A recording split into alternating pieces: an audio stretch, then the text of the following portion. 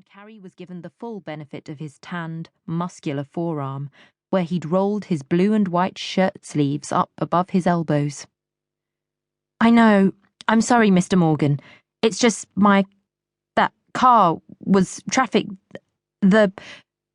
Morgan is my Christian name, and you're talking gobbledygook." "Oh, I know," Carrie thought. "I know." She wanted the ground to open up and swallow her whole. She wasn't usually at a loss for words, ones that ran coherently together anyway.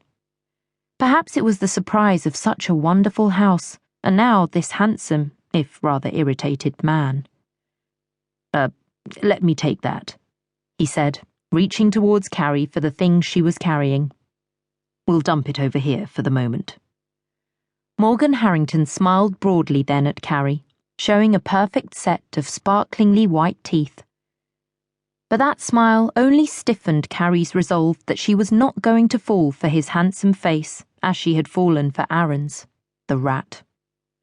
Inside, he might be pure poison, as Aaron had been. But when his hands touched her arms as she slid her things towards him, Carrie almost stopped breathing with the shock of what that touch did to her. Static electricity. That was all it was, she told herself. She got much the same getting out of her car sometimes. "Do come in," he said. Carrie stepped inside the hall.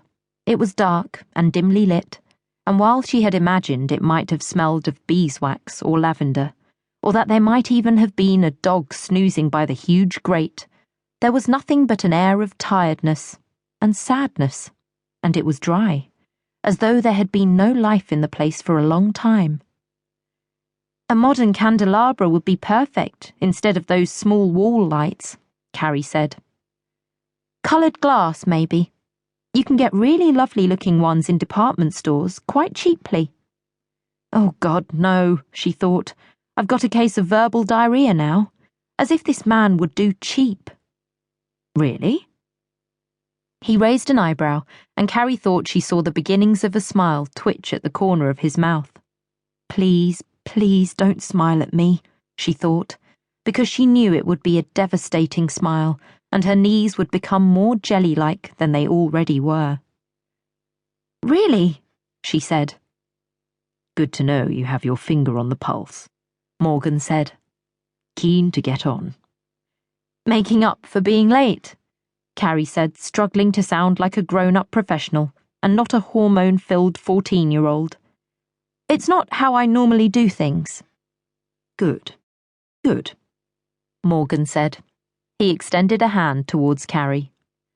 "Now we've dealt with that lot, we can do the handshake thing." "Carrie Fraser," she said, as she placed her hand carefully in his. "I rather guessed you were," he said, the expression on his face telling her nothing. But his eyes, oh, his eyes, were telling her something totally different, because they were dancing with amusement. He was laughing at her, wasn't he? He could see he had reduced her to mush, and with looks like his, that was probably par for the course from women. Morgan clasped his hand around Carrie's fingers.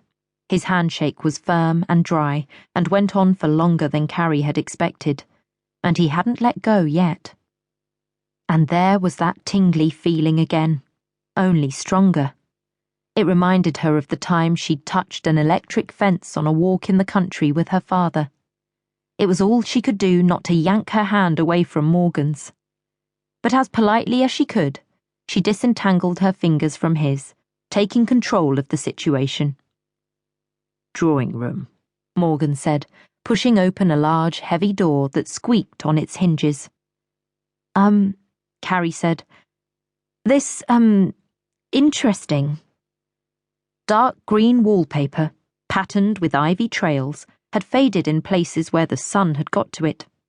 The doors were such a dark wood, they were almost black. In her mind's eye, Carrie could see the doors stripped to show the beauty of the grain in the wood.